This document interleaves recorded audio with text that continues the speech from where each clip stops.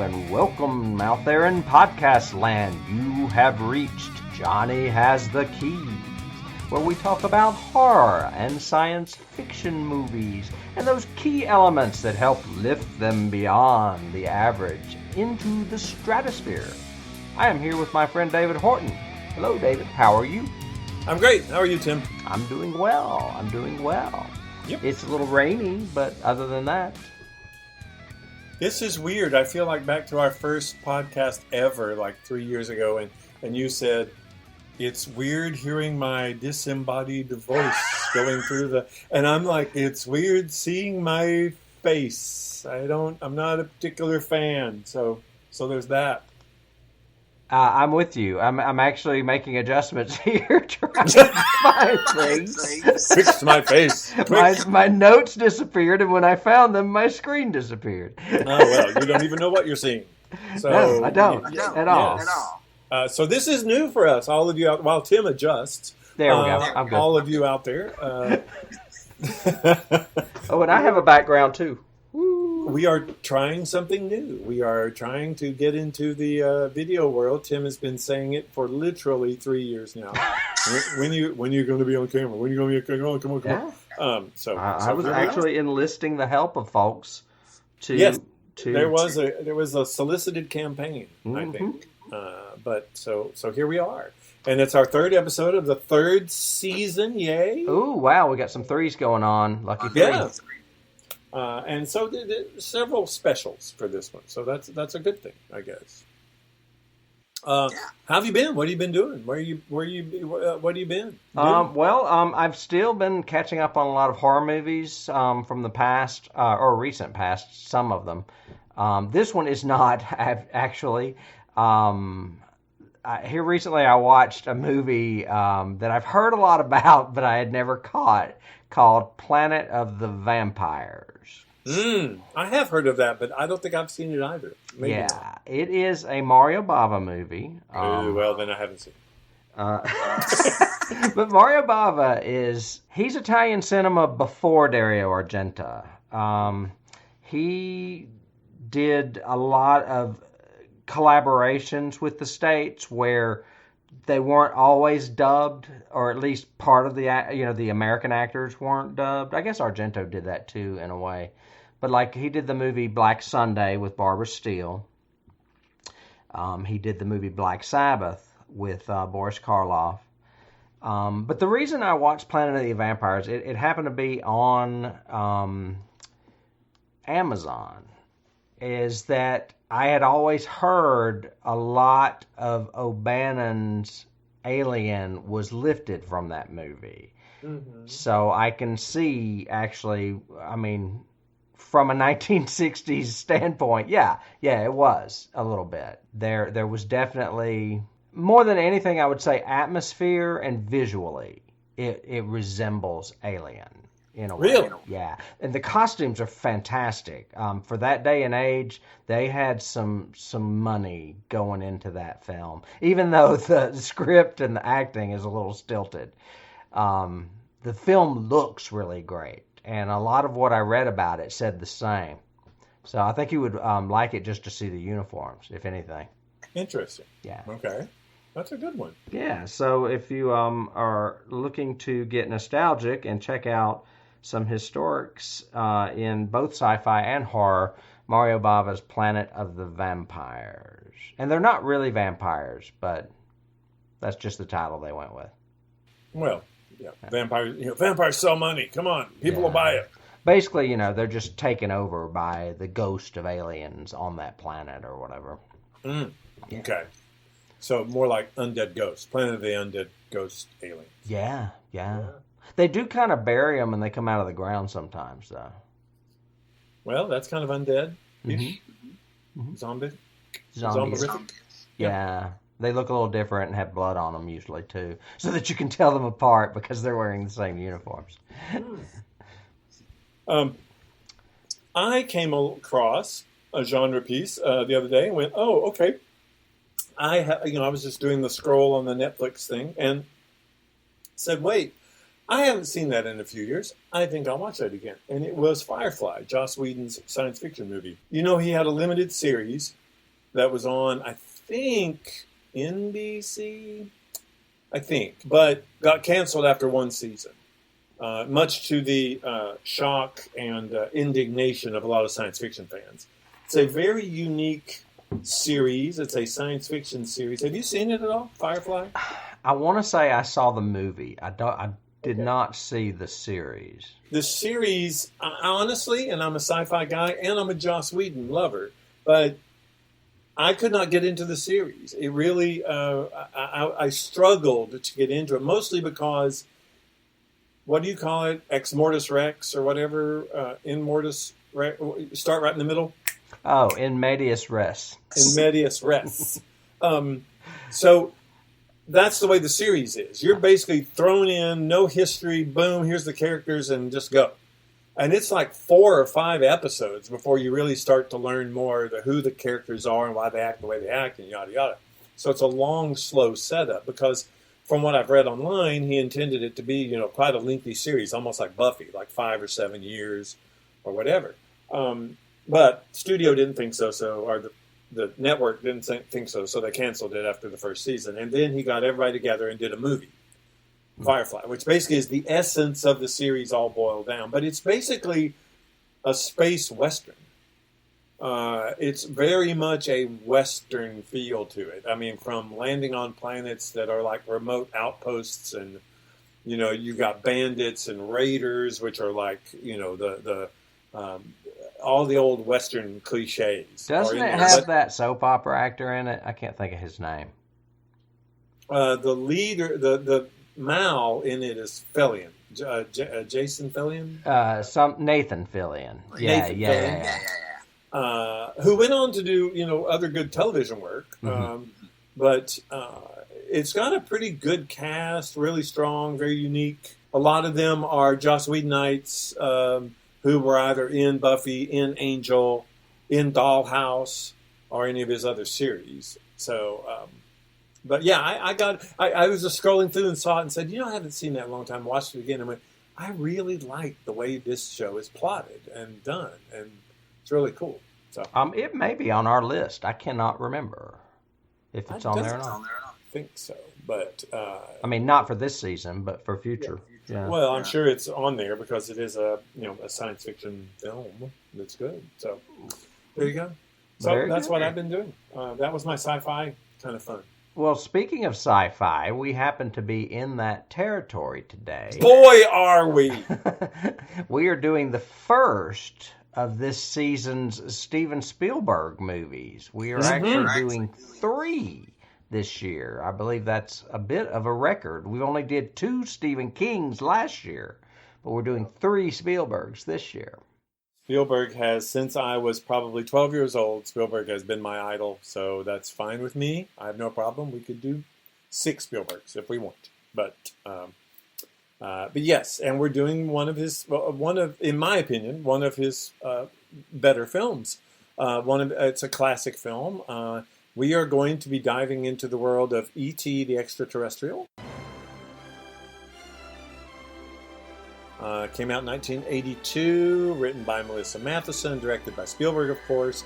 The synopsis is quite simple, really. It's basically a boy who is troubled because his family is essentially breaking up. The mom and dad are separated, and they're having struggles and all of that. And he befriends a lost, stranded alien and helps him escape Earth and return to his own homeworld. It was extremely popular when it came out. Before we get into production stuff, like first takes or first looks, do you remember the first time you saw this movie? I did not see this movie in a theater. What? 1982 was a big year, and I was seeing a lot of stuff, and that was not the highest on my list. The Thing was out.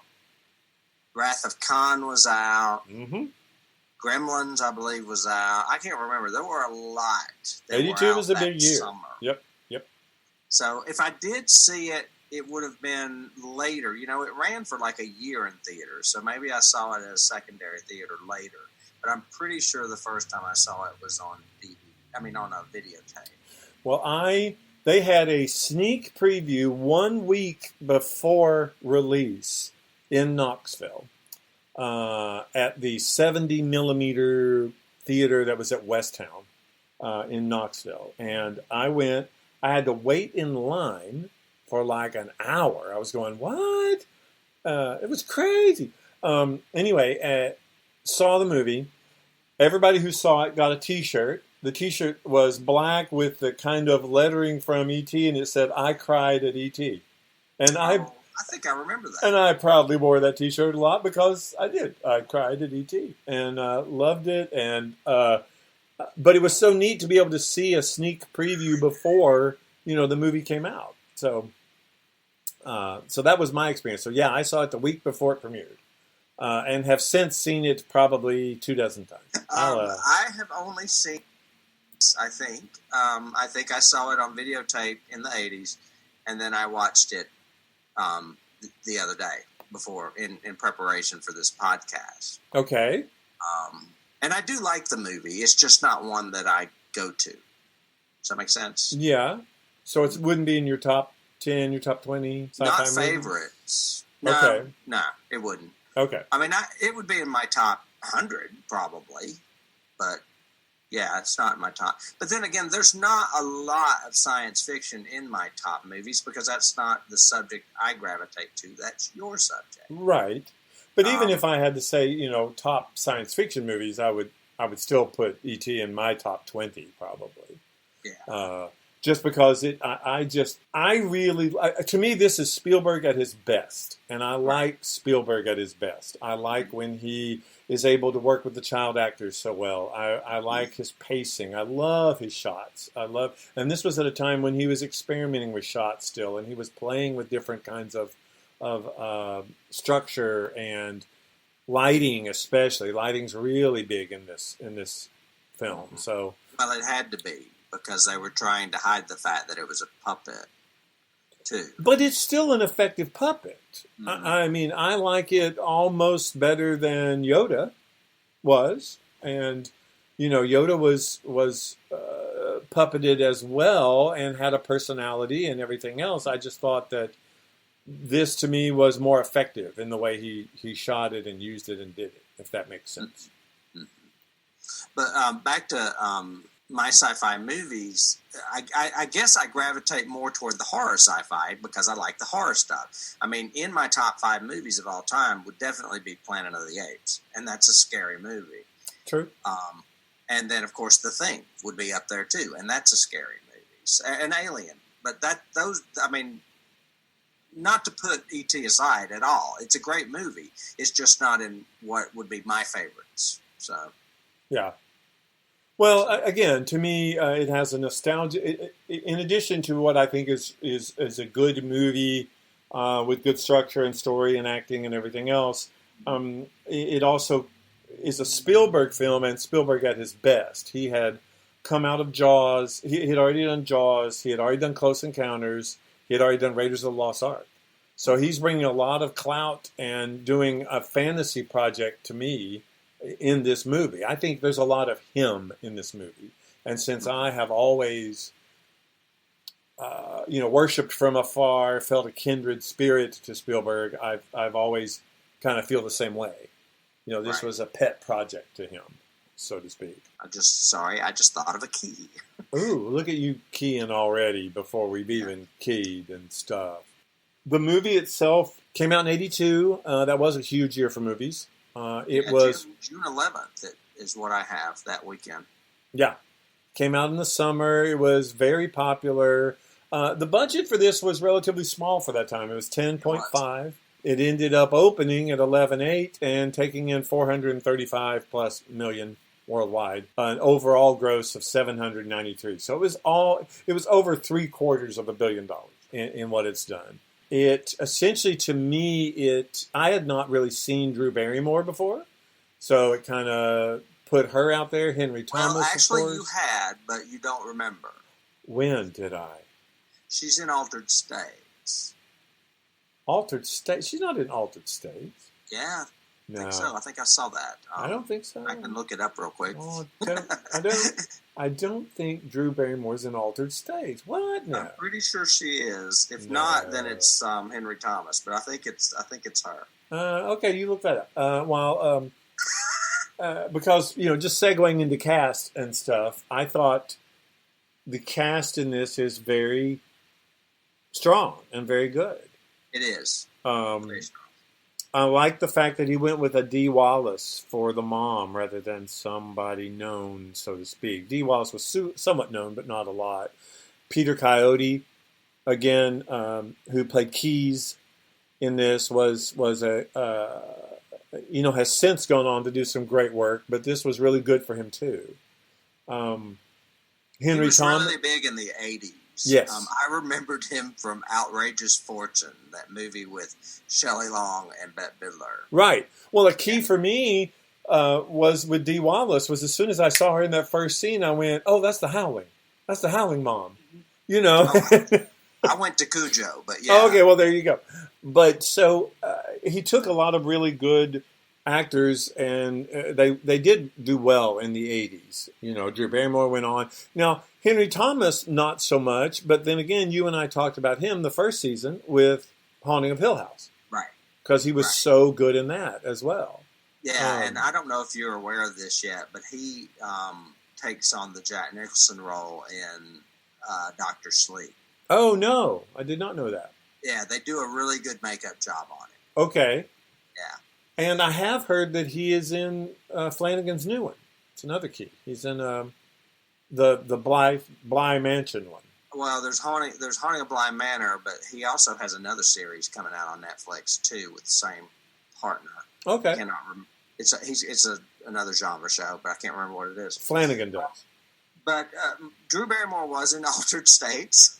She played Margaret Jessup, which I find funny because her name was Margaret in Altered States, and I guess Gertrude in this movie because it's Gertie for short. Yep. So she was a young child with old woman names. Old woman names, yes. Really? Now I'm going to have to watch Altered States again, even though I love that movie. We'll have to soon because, surprise listeners, it is on our list this year. Oh, yes. William Hurt, love that movie. Boy, it's a good movie. Okay. So is Dr. Sleep now that I think about it. We're just giving you teasers. We're just giving you all kinds of teasers coming up this season. So, okay, well, I'll have to look back because I do not remember her as the daughter in that at all. But that may be just me. She would have been a couple of years younger because it came out in 80, so she's even smaller in Altered States. Maybe she was just a baby. Now, I do remember, even when the first time I saw this movie, I was going, who is the blonde girl? And she's only in like 2 scenes in the school, and she's the one that Elliott kisses in the really contrived scene that I would have cut from this movie. It's the only thing that to me is a negative in this movie. Is that the whole standing on top of the guy like it's a musical number. I was like, wait a minute. That whole sequence of E.T. I mean, I know he's trying to show the connection between E.T. and Elliott, but it just didn't, for me, didn't work. Although she was gorgeous, and I was going, so who is, okay, now I was watching this last night, and I went, who is it? I'm going to have to look her up, blah, blah, blah. It's Erica Eleniak. It's the Baywatch Playboy model girl. I went, really? She was in E.T.? I did not know that at all. Very, very funny. I will say the one reason I do like that scene, though, is that it has another of my top 5 favorite films in it, The Quiet Man. Quiet Man, yes. Yeah. So I can live with it for that. I could give it that one, but it's a very contrived scene. Watching it again, my takes on a rewatch were, I liked the use of the puppetry and had forgotten that they did so much of it. I thought, this was like Jaws. He hid E.T. for most of the movie. I went, no, he didn't. Not really. He shows the hands at first doing its little thing, but then once he and Elliott kind of meet, we see a lot of E.T. Mm-hmm. I mean, his feet and him waddling and, and all that. It's just really dark. I mean, even Dennis said, why is this movie so dark? I said, it's so you can tell that that's not a puppet, or so that doesn't look like a puppet. There's reasons. Well, probably cinematography-wise, yeah, I would think that's probably true. We usually talk about cast. Do you have anything unique cast-wise for this one? I have a little bit. Coincidentally, we mentioned Shelley Long was in Outrageous Fortune with Peter Coyote. She was originally offered the role of Mary. Oh, really? Yeah. But she had a conflict because she was in another very funny movie called Night Shift with Henry Winkler and Michael Keaton. Okay. Weren't they the stars of that movie? Yep. I think so. Yep. So she had a conflict, and they ended up going with Dee Wallace, and I'm completely fine with that because Dee Wallace became almost a paradigm of 80s mothers, and she played it a few times herself, including in Cujo, which I've already mentioned. Henry Thomas nailed the audition and made Spielberg cry and was cast almost immediately. Peter Coyote, we mentioned him. I don't have any other candidates for that role. Michael was Robert McNaughton. I believe that's the older brother. That is. A lot of these kids did a few things in the 80s and then did not do anything else because the life of some child actors their professional life, not the physical life, right, usually does not go on very much longer. Gertie, on the other hand, Drew Barrymore, phenomenal. I mean, Drew Barrymore has always been one of my favorite people. I just love her. I think she's great. However, she was not she may have been the first choice, but other people auditioned, including Juliette Lewis. Oh, no. Even at that time. Well, I think she may have got it, but her dad, Jeffrey, made her turn it down. And I'm not sure if it had something to do with age or not wanting her to be in the business because he was. Because I like both of them. I think they're great. I don't know that she would have been better than Drew. But someone else that you really like auditioned and did not get the part. Do you know who it is? No. Sarah Michelle Gellar. Really? Yeah. I did not. Buffy tried out for E.T. Now, that is cool. I did not know that, though. We also, I've got a few of the gang, a bicycle gang. Steve was played by Sean Fry. Tyler, of course, was C. Thomas Howell, which is the first movie he was ever in. So that's a pretty good thing to be able to say. My first movie. And he went on to The Outsiders and then everything else. So, yeah, that's good for him. Yeah. Yeah, and he did The Hitcher, which is a horror movie I like. They're very good. Yeah. And then Greg was played by Casey Martell. And the only reason I mention that is because he has a pedigree of horror movies. He went on to do, or had come from, the Amityville Horror, as well as a movie called Bloody Birthday. Really? Obviously, a thing from the holiday movies. So.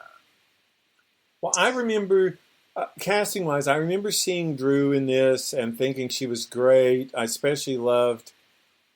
I just like her line interps in every line. I like her when she's agreeing with the boys and she's eating her hamburger with a fork and she's going, it's probably a coyote, yeah, and all that.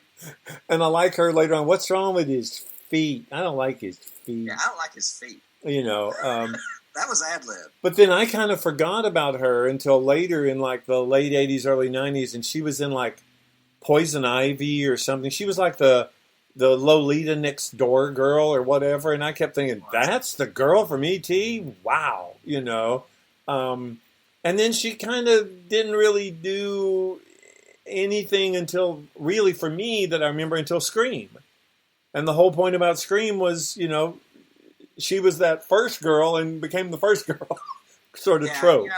I'm kind of sad that we haven't done that movie yet. That's a movie we should do because that's a very important movie. Oh, yeah.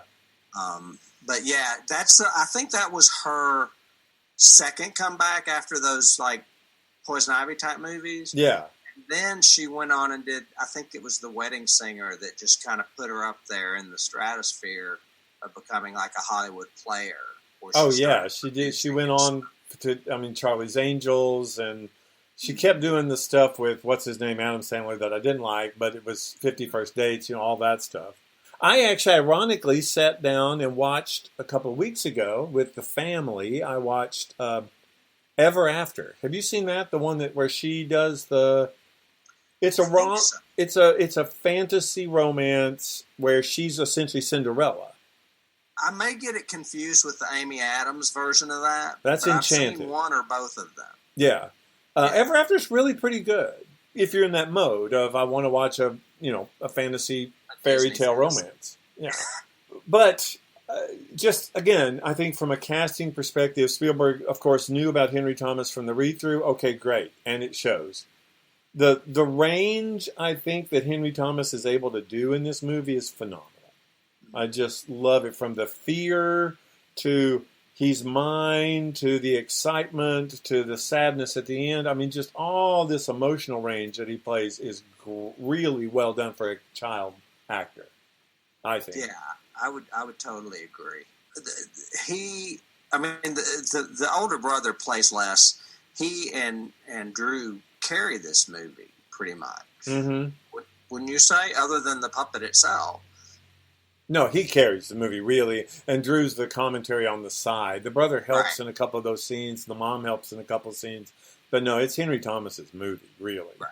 And I so identify with him. I think Spielberg identified with him for one thing, but I so identified for him with him. And would I have done that at his age? Oh, yes. I would have hidden the alien in my bedroom. I would have made it my friend. Of course, I would not have told the sister. That was a mistake to begin with. He should have never done that. She kind of discovered it, though. Well, it wasn't like they voluntarily did it. Well, no, she comes running in and sees him. And she just screams. That's when E.T. does the la, and his neck gets real big for the first time, and she just goes. Yeah, I love those little girl high-pitched screams, man. I remember the scene right after that. They're trying to hide from mom, and it just cuts to the closet point of view again, his structure, and you see them walk by, and you see Gertie, and she turns, and you see the alien, and she just stops and screams, and then they grab her and pull her, and then the alien, and then E.T. comes by. I just the way he shoots stuff in it is really good. I've got a few subsidiary or peripheral casting notes before we leave. Deborah Winger provided some of the voice for the E.T., the creature. Yeah, the phone ho. Yeah. Right. She not only provided that voice, but she also played one of the ghouls in the Halloween sequence. She is wearing a monster mask, a lab coat, and carrying a poodle. Oh, okay. I thought that was interesting. Harrison Ford was in this movie. Did you know that? No. Harrison filmed a cameo as Elliott's school headmaster, but the scene was cut. Oh, yeah, I think I've even seen that in like a DVD version or something. Yeah. I think I may have even seen I found that that. very interesting. Because that's after she goes to get Elliott, and that's when Gertie is teaching him English and everything. And Dressing him up. Yeah.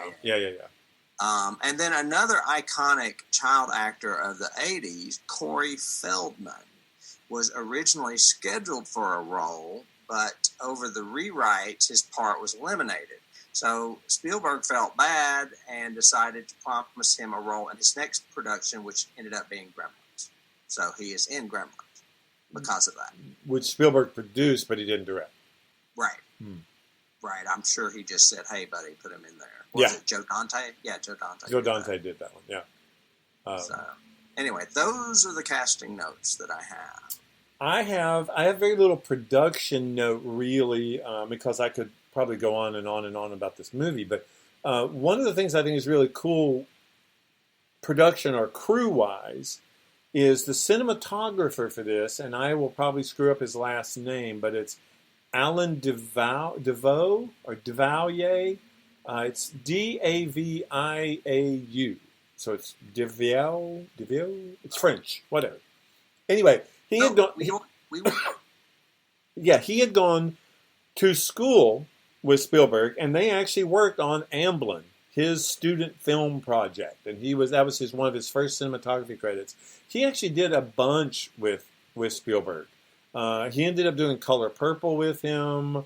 He was one of his bigger cinematographers for the early years. And I thought that was really cool that they worked together for so long. He did Empire of the Sun and a bunch of other films with him. Mostly because he's very into lighting. And so it makes sense. Remember in Color Purple, the colors and the way the lighting is in that, showing the difference. Even in the beginning of that film is such a dark-hued sort of cinematography. And then once she develops into herself, everything becomes brighter and more colorful. And even the speakeasies in the church are brighter and better. So a very unique cinematographer that worked with him. So I wanted to say that. That's cool. Yeah. When didn't he use Frank Marshall a lot? As a cinematographer? Yeah. Yeah. Well, When did that Frank start? Marshall was producer. Oh. Yeah, he wasn't a cinematographer. Not with Spielberg. But didn't he have a cinematographer that we knew by name that he used to use all the time? Oh, yeah, the guy that did, shoot. He did, Schindler's List with him, big guy. And all of his later movies were done with him. Oh, what was his name? That may not be who I'm thinking of. I mean, when I think of John Carpenter, I think of Dean Cundey. And Yeah, Dean with Cundey was Spielberg, awesome. I was thinking it was Marshall, but Well, no, he did a lot with Frank Marshall, but Frank Marshall was a producer. Okay. What was his name? Now you're going to make me look it up. I got to look it up. Well, you can look that up if you want. And I you just can go move on to awards if you want to hear some of the awards. Sure. These are all big ones, big categories. For the Oscars, which I don't know if any of our listeners out there know this or not, Spielberg kind of got shunned at the Oscars for a long time. A long time. I remember thinking he deserved it for The Color Purple, and he didn't win it for that, if I'm not mistaken. Yeah, I don't think he won it till Schindler's List. Right. But it was an Oscar winner for Best Sound, Best Visual Effects, Best Sound Effects, and Best Score. It was a nominee for Picture, Director, Screenplay, Cinematography, and Editing. So it does seem a little bit shunning for it to win some of those others and not win Picture or Director. However, with the Golden Globes, it won Best Picture in the Drama category, and it won Score. So John Williams was winning. Oh, my gosh, yeah. Golden Globes, it was nominated for New Star, which was Henry Thomas, and Screenplay, which was Matheson. But then when you go across the sea over to England for the BAFTAs, where it not only won Score, Cinematography, Direction, Film, Editing, Makeup, and Newcomer for Barrymore, not Thomas. Mm-hmm. And it was a nominee for Newcomer Thomas. So they went up head-to-head against each other, and Drew Barrymore won. And it was also a nominee for Art Direction, Screenplay, and Sound and Visual Effects. Mm-hmm. So it's kind of all over the board. I mean, there were people out there that said, oh, no, it gets Best Picture and Best Director, but for some reason not in America. No. Spielberg was heavily derided because, he and Lucas, De Palma, all of them at that time basically took over Hollywood. They were kicking out the studio system. Their movies were so popular, they started saying, we're going to do our own thing. We're going to become auteurs. If you want me to direct your movie for your studio, here's what I want. They were giving them entire offices at Universal and everything. But the elite of Hollywood resented that because they said they're not really making cinema, they're making blockbusters. They're making popular movies. They're not. Well, they actually invented blockbusters. Yeah. I mean, the summer blockbuster. Jaws was the first blockbuster, and that was Spielberg. But yeah, I think that's still going on now. We talked about Flanagan and him doing his own thing and wanting to do his own, not anti-studio, but doing his own type of movies the way he wants to do them, right. Sort of thing. And that's they started that whole genre or that whole, I guess business model of let the auteur do what the auteur wants. Yeah. And Spielberg I screwed it up sometimes. He did 1941 before this, and that was not good. And Sugarland Express. Sugarland Express was okay, but that was, I would equate, of course, naturally, I would equate the same parable to Stephen King. Mm-hmm. He came along and was a blockbuster, and he never got any serious consideration until basically this century. Last century, forget it. Mm-hmm. Agreed. He started getting critical acclaim within the last 20 years. And people saying that he wasn't writing literature, that he was just writing a hack, writing the, Right. the scary stories. I'm going, what? Have you seen the structure of The Stand or The Shining or even Salem's Lot? Mm-hmm. I mean, just yeah. Agreed. I think they were both. That's a great key for both of them because they were so ostracized by their profession when they shouldn't have been. Yeah, and ironic that they still haven't worked together. Yeah. Janusz Kaminski was the one I was trying to think of. That's the guy that worked with Spielberg on all of his big ones. Oh, Janusz. Yeah, you're good bud. You hang out with smart aleck. I see how you are. What about impressions, scenes, things like that? Anything that stood out before we jump on keys and things? I mean, I love the scene where he's encountering the shed and you don't see what's inside the shed. Mm-hmm. You just have the lit door open and the ball come rolling out. That's very, that was very cute. But it's scary and funny at the same time because, he doesn't know what's going on. Mm-hmm. I love the scene with the Reese's Pieces when he is leading him back to the house, mm-hmm. which cracks me up because that's kind of how a kid would think. I mean, you do the same thing with a dog, Oh, and showing the hand just come up and grab the little piece, and then you hear the, yeah. Yeah. I don't know. What scene strike you? I have so many scenes in this movie I love the whole opening. I love the way it's done with just glimpses of things. The hand coming up, pulling the plant down, shadows and figures. Then once the guys come, you're basically just seeing their silhouettes and flashlights in the big chase scene. Yeah. It's just, very, a key for me there was definitely X-Files. It's definitely, Right. The For sure. flashlight world. But the whole opening I love. I love the whole kid logic scene of when he fakes sick so he can stay home with E.T. and he's trying to teach him stuff and little stuff like, see this? It's a peanut. You eat it. But you can't eat this one. It's fake.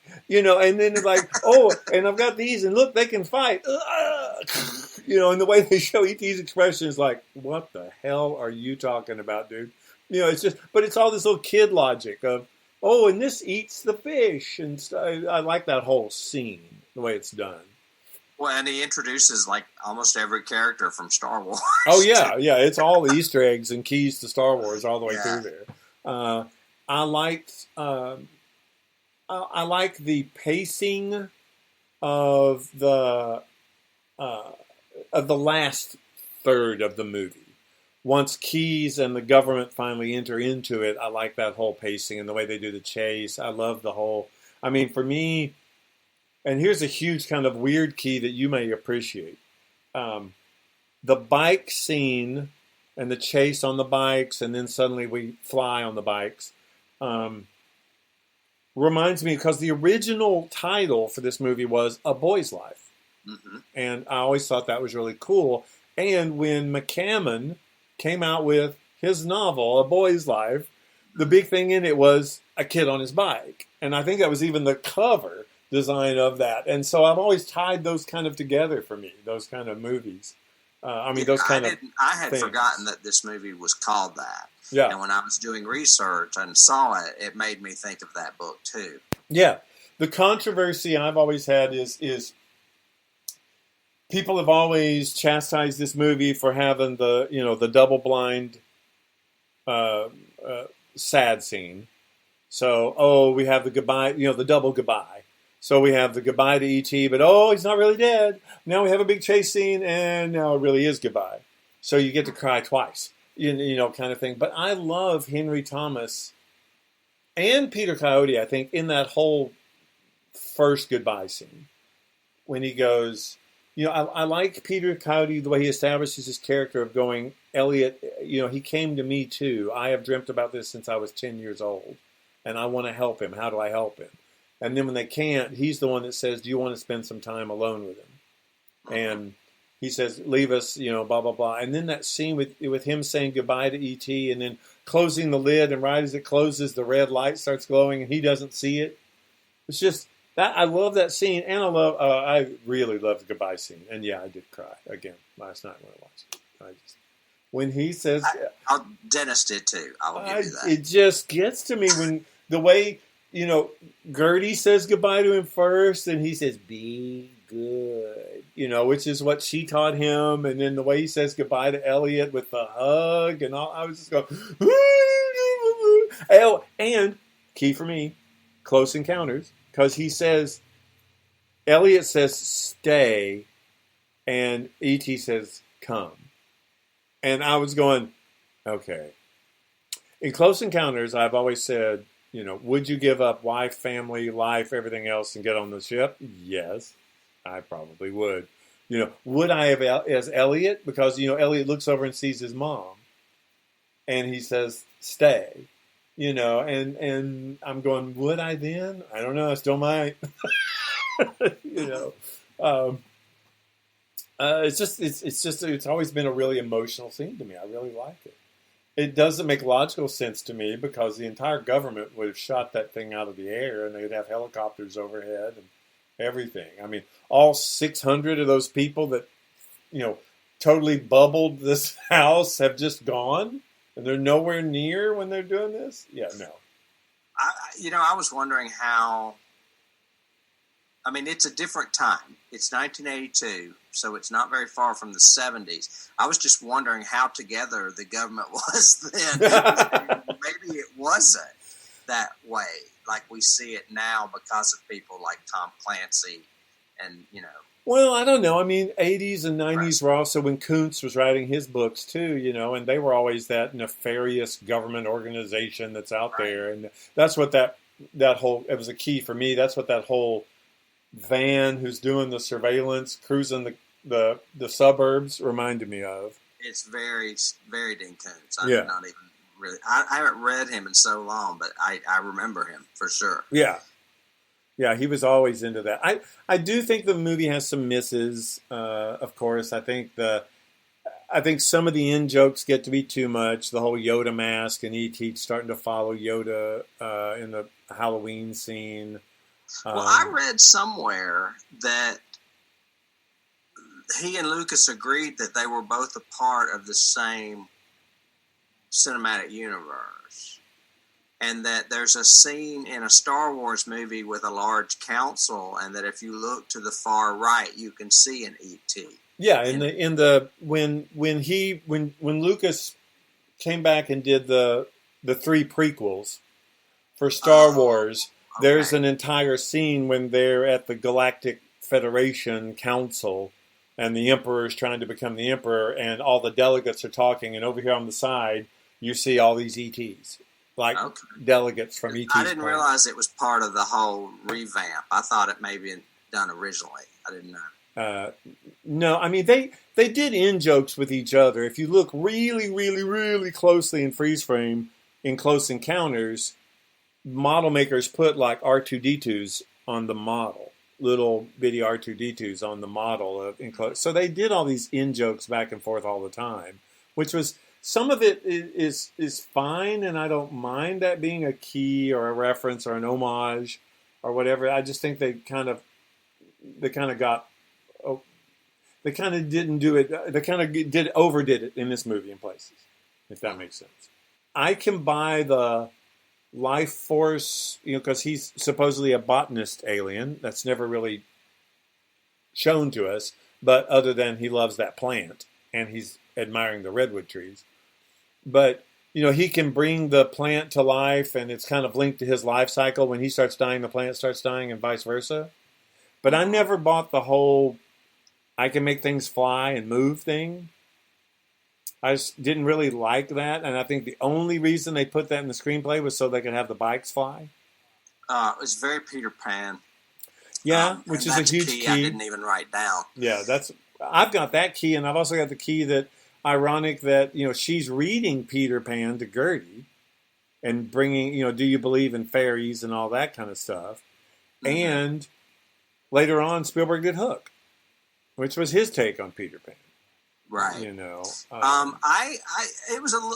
had been a while since I'd seen it, so I was refamiliarizing myself with the story and the film. Okay. And I was a little thrown off by how fast the flying bike scene happens originally.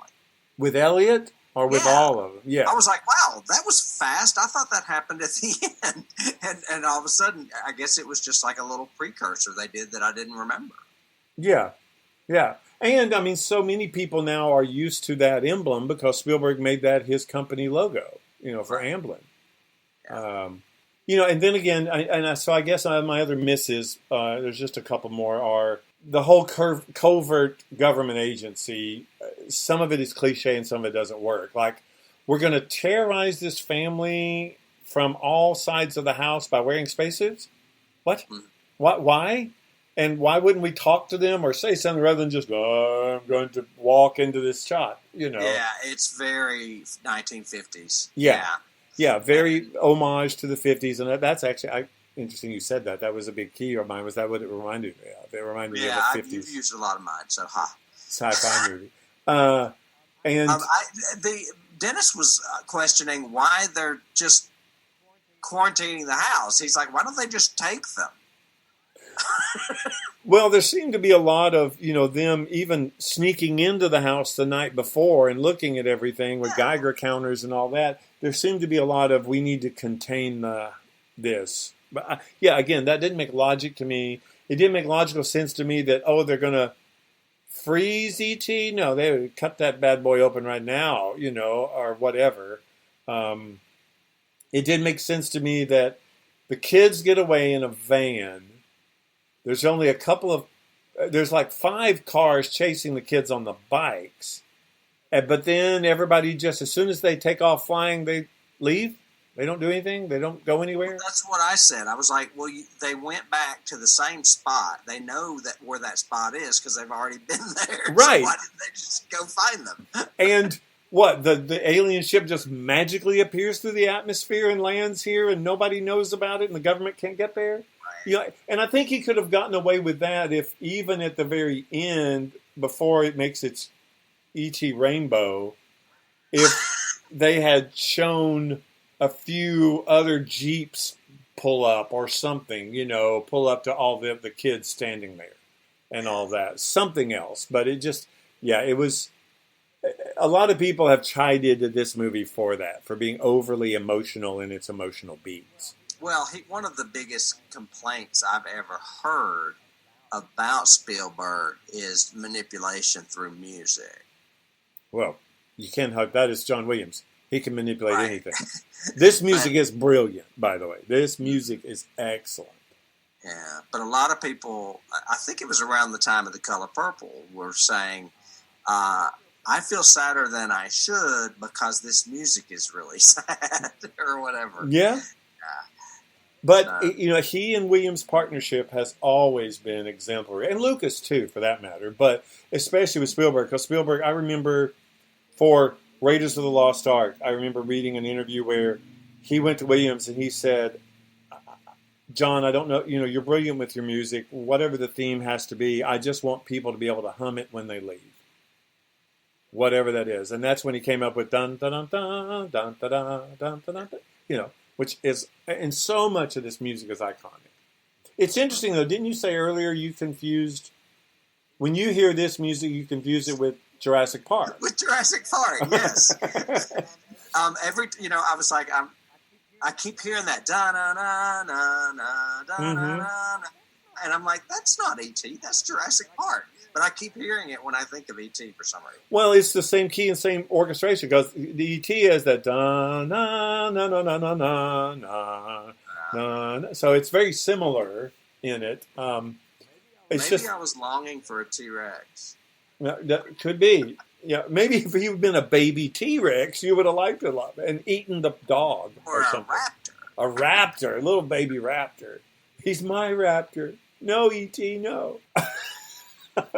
What else do I have note-wise? I've got a little bit of trivia. Okay. I read that E.T.'s face was modeled after Carl Sandburg, Albert Einstein, and a pug dog. Makes sense. We mentioned that it was the longest theatrical run of ever, I think, in the history of movies. It ran over a year in theaters. Yep, I saw it probably 12 times in the theater. Yep. I found this interesting. It was the highest grossing film of 82 and the most successful movie in history until it was beat by a movie called Jurassic Park, which is, also Spielberg.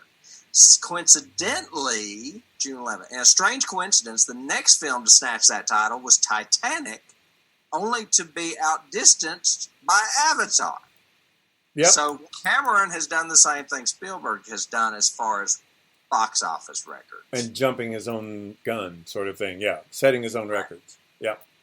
And when I did the awards earlier, I forgot to tell you that this is on our favorite list of 1001 movies you must see before you die.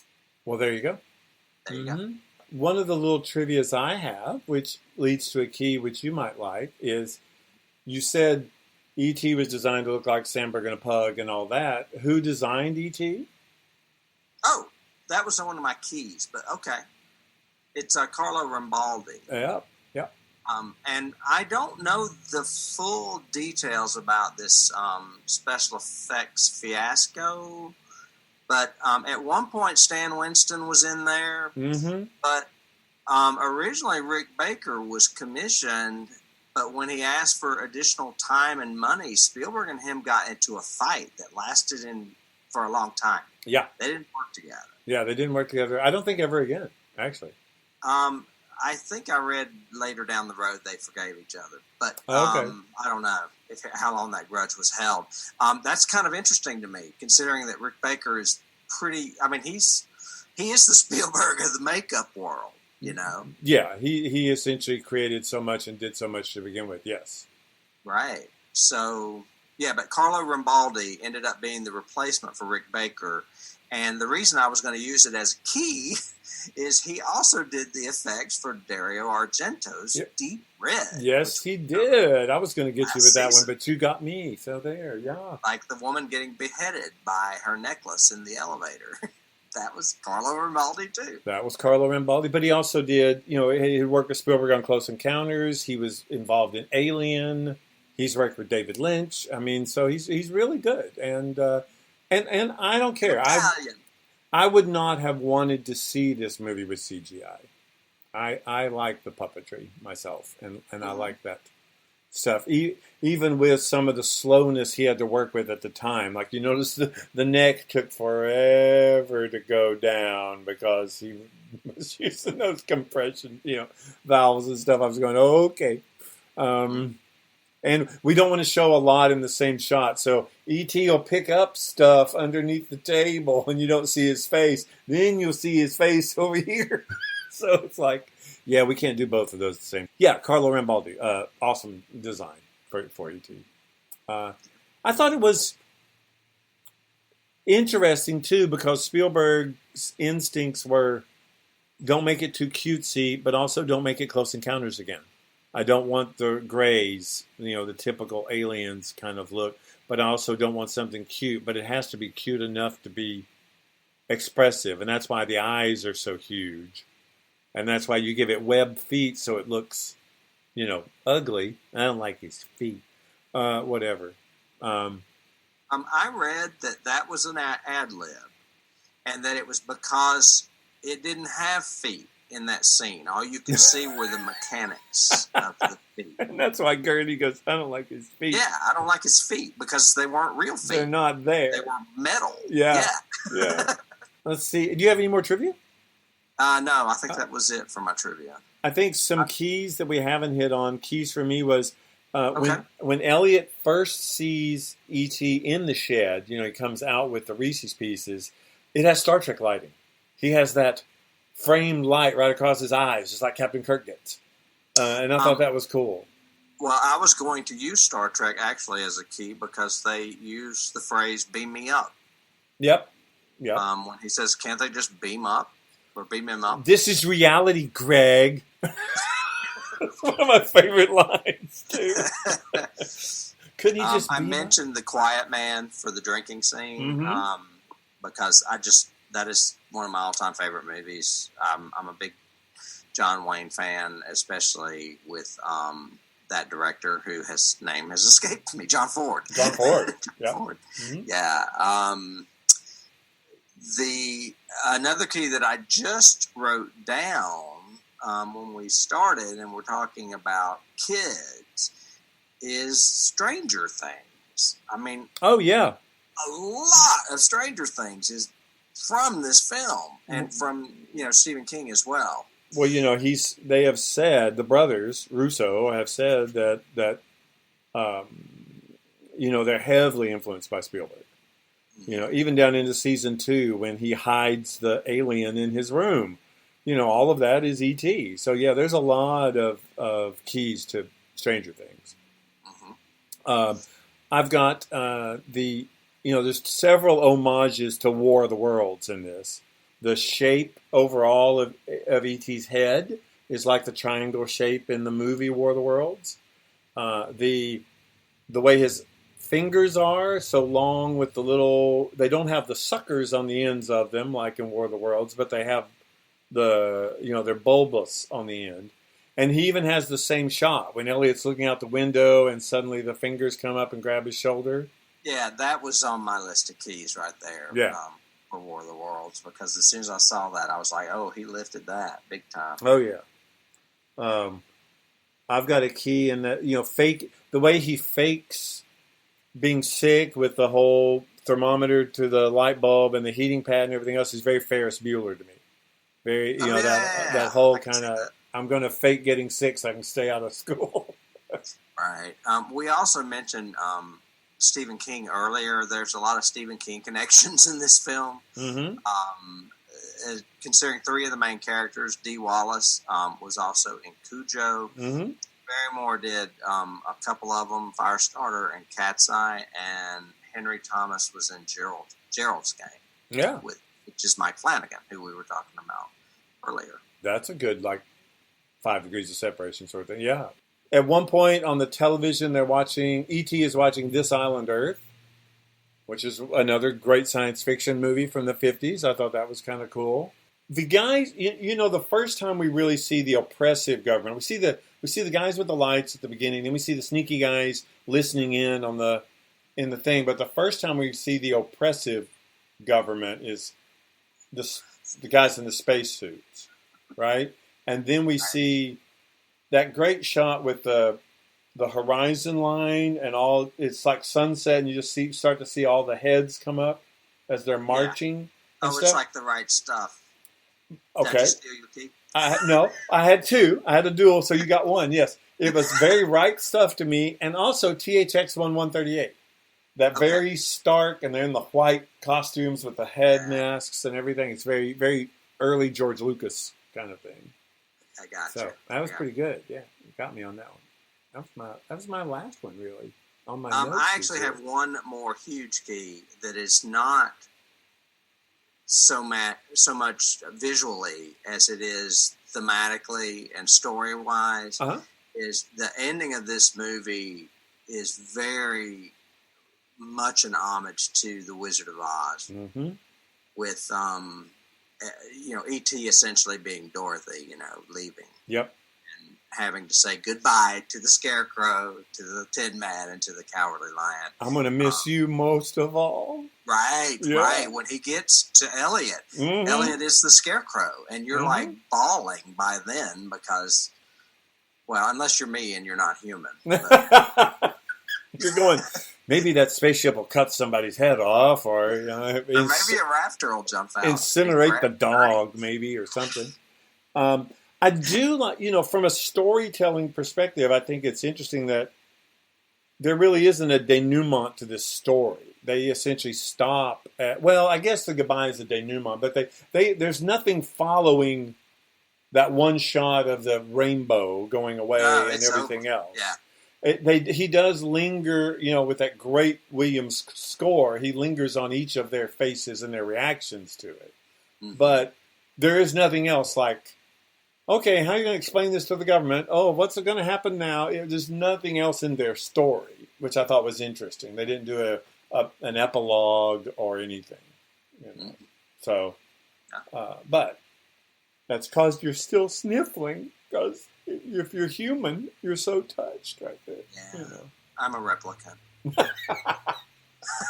That's it. Okay, cool. So, but overall, so we both like it. It wouldn't be in your top 25. It'd be in your top 100. It would be in my top 25. So, He says that so derisively. Yeah. Okay. Well, I bet you put Deep Red higher than this. I don't understand that. No, but maybe Nightmare on Elm Street. What? No way, dude. Okay, but definitely Dawn of the Dead. But and we didn't announce at the beginning because we were so enthralled with our video that we didn't say, "Hey, there's going to be spoilers." So, by the way, there were spoilers before. But I guess we should thank everybody for joining. Spoilers of what? The season or the movie? Both. We okay. If you were in suspense about what's coming this season, you know about 3 of them now. So right, and I may have just leaked another, but that's okay. But again, I guess as we wrap up, we want to say thank you guys always for listening to us and now watching us. Now the YouTube channel has always been there, but now it will actually maybe have our faces on it. Yes, there's that. And so subscribe, like, review, send us emails, tweet us, do all that kind of stuff. Video for Patreon too. Yes. So if you want to see the Star Treks, they'll start being video as well, I think. Yes. So, in the dilithium chamber. So yes. Cross-pollinate us and come and see us. But please, always let us know what you think. We thank you guys for watching us. And Tim, I guess we'll just see you next time when we cover another incredible film, but probably something scary.